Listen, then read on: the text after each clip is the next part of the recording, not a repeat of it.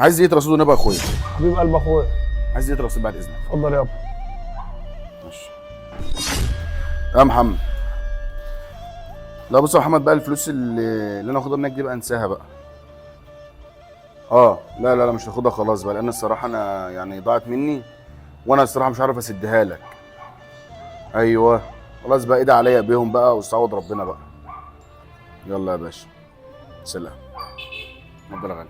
شباب في ايه؟ ها؟ ايه مالك في ايه؟ خير. مفيش يا عم والله، كنت واخد من واحد صاحبي فلوس، وكنت عامل حساب ان انا هشغلها. رحت الصراحه بيني وبينك يعني احنا شباب زي بعض يعني، تمام. رحت خرجت بيها وصرفتها وضيعتها الصراحه.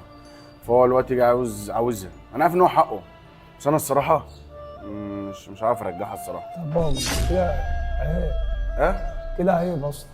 عيب ليه يا عم؟ لا عيب معلش، انت مش شغال. الصراحه انا مش بتاع شغل، انا اضحك عليك.